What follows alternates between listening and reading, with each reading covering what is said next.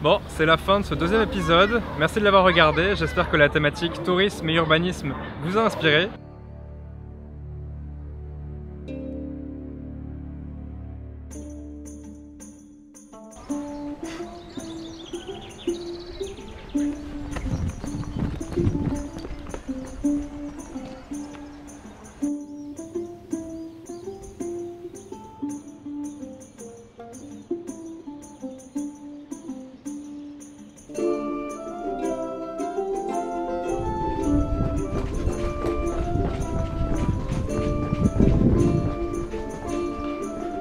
L'idée générale de cet épisode, c'est de montrer que le tourisme a une incidence sur l'urbanisme et l'aménagement du territoire.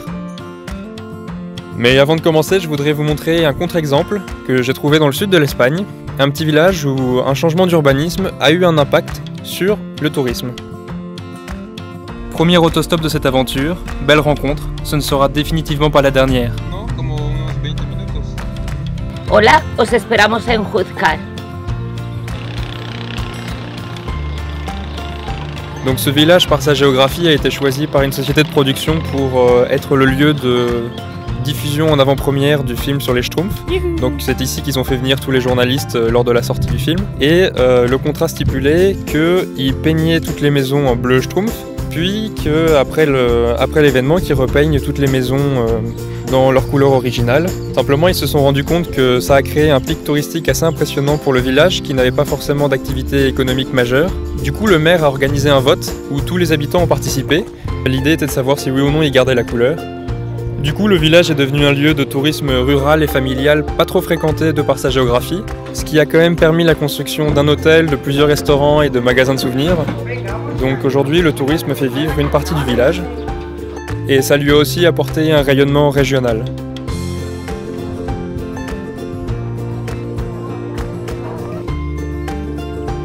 Là, c'est la maison de Schtroumpf-Grognon qui n'a pas voulu peindre sa maison. Non. Bon, à présent, je schtroumpf en direction de ma prochaine étape, que j'appréhende un petit peu, à vrai dire.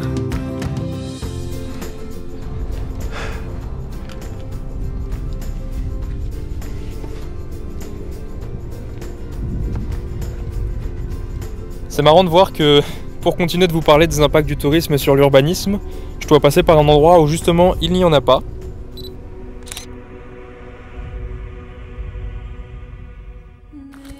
Bienvenue aux portes du désert.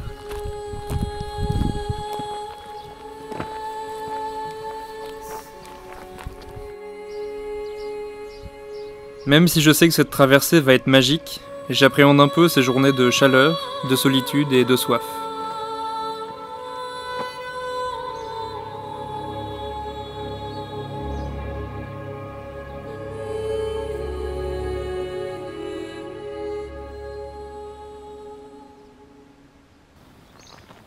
Et je suis d'autant plus anxieux que je sais que si je rentre de ce côté-là, c'est pour en sortir de l'autre côté.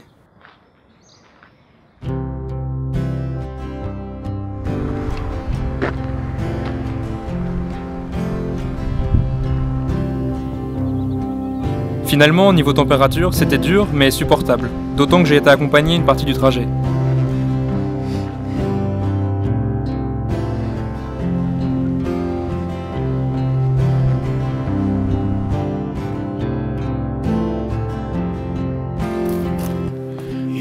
Upon a dead man's gun and you're looking down the sights. Your heart is worn and the seams are torn and they've given you a reason to fight. And you're not gonna take. La nuit approche, la température a vite baissé, je plante le bivouac. Je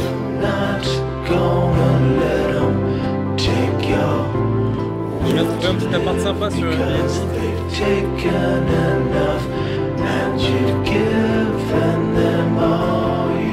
Le moment ultime de bonheur de la journée, le retirage des chaussettes.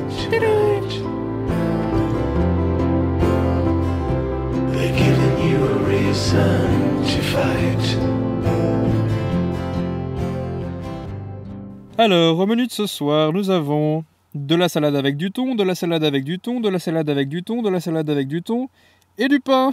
Oui!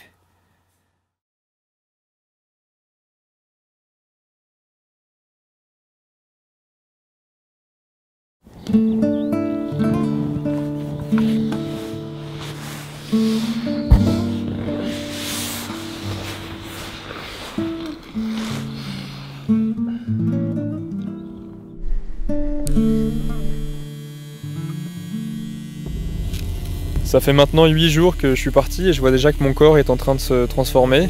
En premier, c'est dû au fait que je porte beaucoup de matériel, je fais beaucoup de déplacements et beaucoup de manipulations, auxquels on ajoute les très fortes chaleurs, comme j'ai eu hier, qui vous font fondre littéralement le corps, et auxquels vous ajoutez le combo gagnant couscous, houmous, corne de gazelle, falafel, paella, moussaka. Donc avec tout ça, je n'ai aucune idée de quoi je vais ressembler dans 9 mois.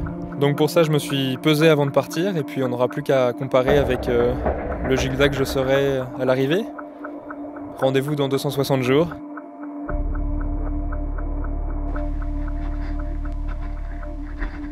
On se trouve dans le seul désert d'Europe, qui est situé sud-est de l'Espagne, qui par sa géographie a été choisi pour de nombreux tournages de films, et pas pour les Schtroumpfs cette fois-ci. Je vous laisse deviner pour quel genre. Silence demandé sur le plateau. Ok, moteur et action.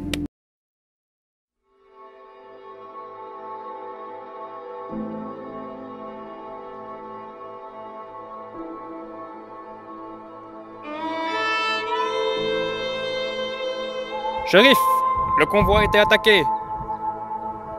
Damn it. Encore un coup de Joe la fripouille.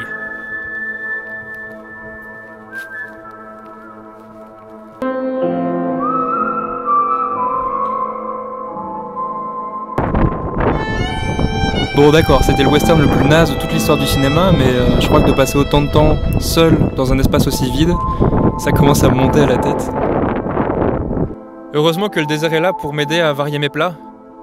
Du coup, aujourd'hui, c'est salade de thon chaude, avec du pain chaud et de l'eau chaude. C'est tellement meilleur!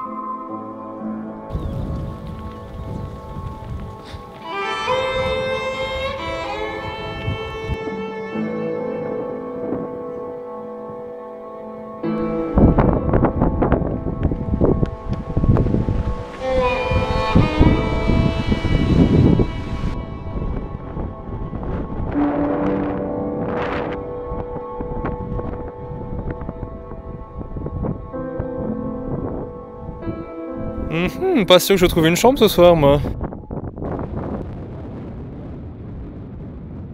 Si le terme de boulimie urbanistique n'existe pas, je l'invente pour Benidorm.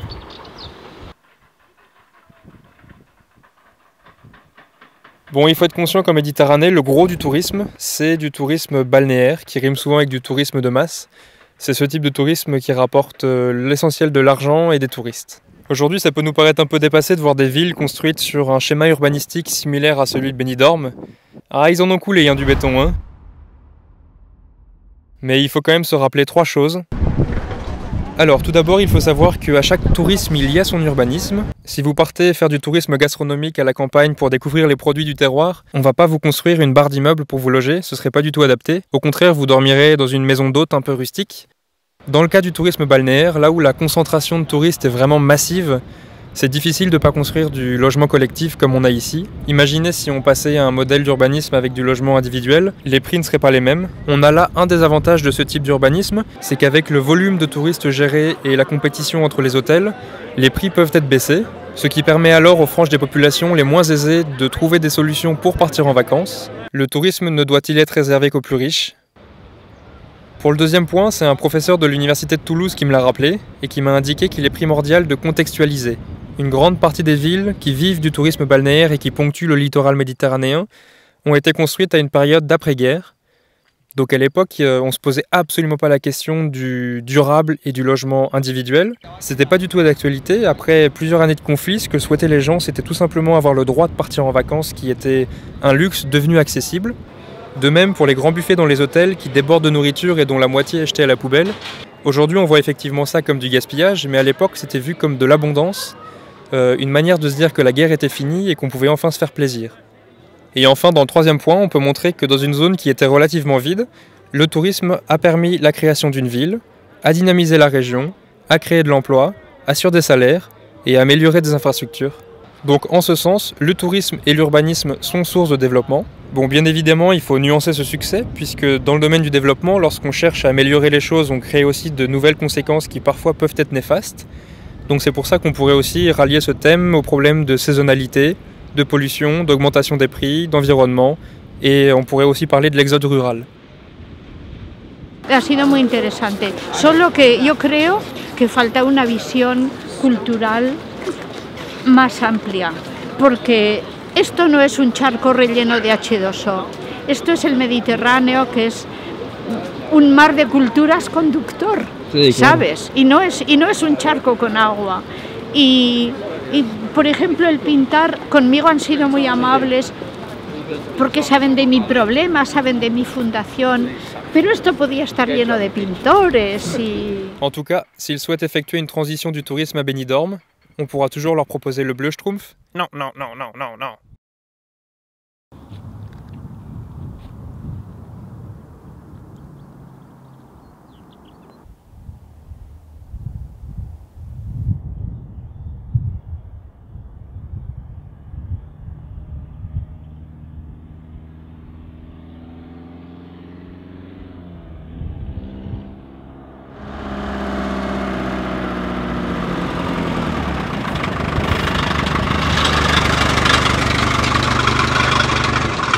Salut! Ah bah ça tombe bien, on y va aussi!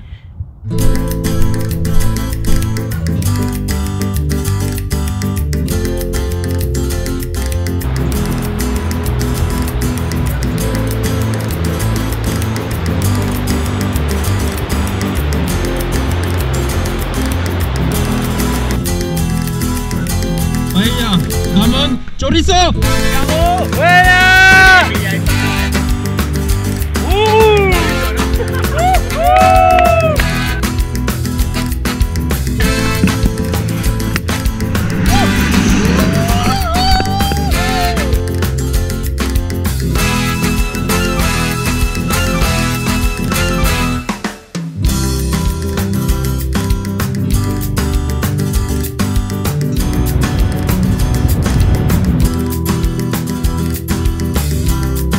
Je pensais front... Impresionante. Ah ok.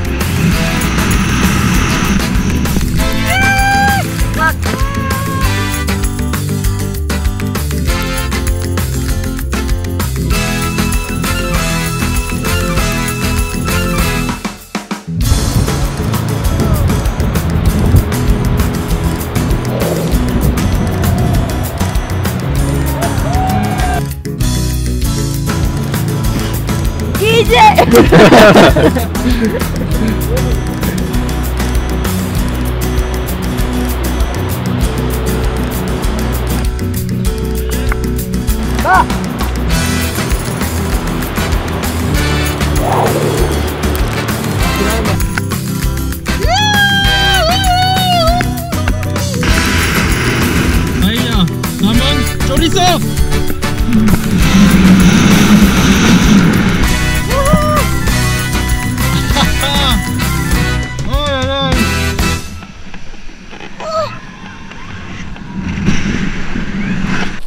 Bon, et bah, je dois vous avouer que en voulant faire des pauses acrobatiques pour filmer, bah, j'ai craqué mon pantalon. Donc il va falloir que je trouve du fil et une aiguille dans le village d'à côté pour coudre tout ça. Hein? On n'a jamais vu Mathias aussi sérieux que lorsqu'il conduit. Quel plaisir que de réaliser un de ses rêves! Waouh! Le rush d'adrénaline est carrément plus fort qu'un saut en parachute. C'est dû au fait qu'on saute d'un point fixe sans vitesse initiale.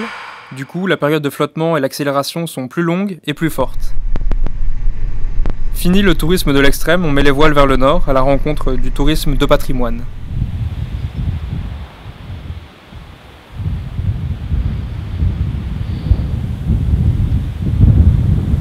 La Méditerranée étant un foyer de civilisation, les monuments et les lieux historiques ne manquent pas.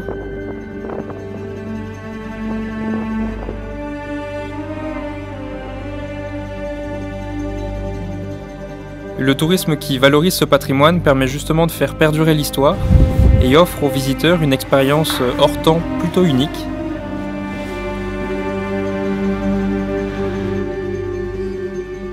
D'ailleurs, l'acteur Orlando Bloom et la belle Eva Green ont foulé cet endroit puisque une partie du film Kingdom of Heaven a été tournée ici au Castillo del Loare.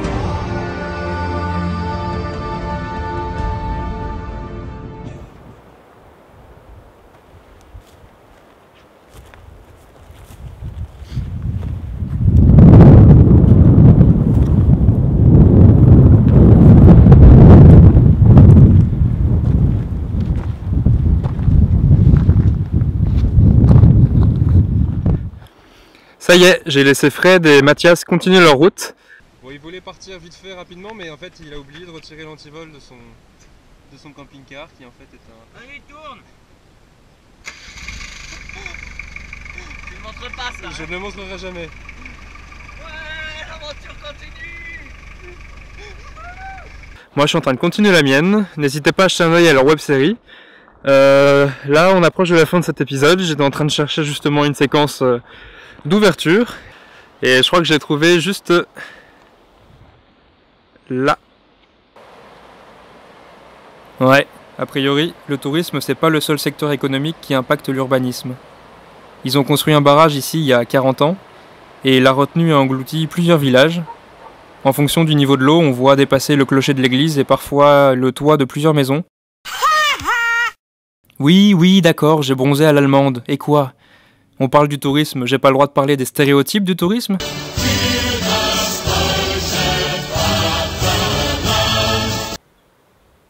Entre la couleur de l'eau, les montagnes enneigées des Pyrénées et ce clocher qui surgit au milieu de nulle part, ça fait un scénario vraiment irréel, mais c'est splendide.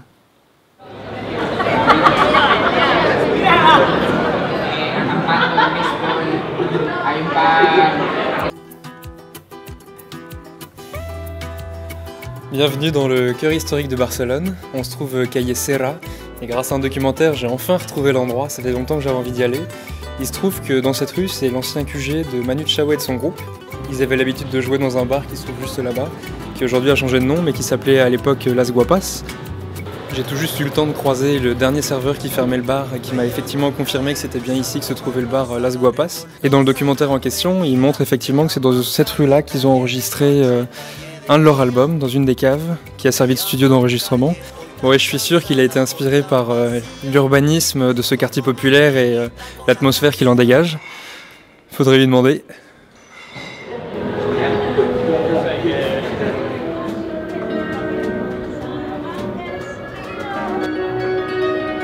Avec la montée de l'économie solidaire et collaborative, on voit que certains types de services prennent de l'ampleur chez les jeunes. Le covoiturage, l'échange et la location d'appartements, la nuit chez l'habitant. Autrefois, avec les tours opérateurs, les gens découvraient presque l'hôtel une fois sur place. Aujourd'hui, on a une grande transparence et une grande liberté dans le choix du logement, avant même de partir. C'est donc une excellente opportunité en tant que touriste pour raisonner ses choix en termes de logement, et ainsi orienter positivement l'urbanisme des zones touristiques.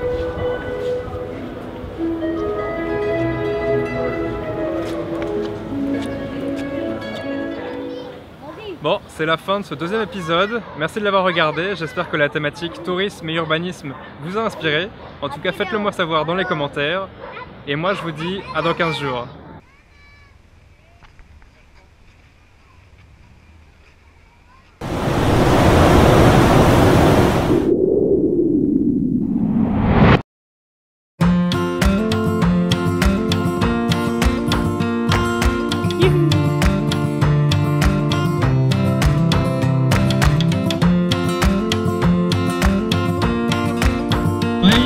Ramon, chorizo!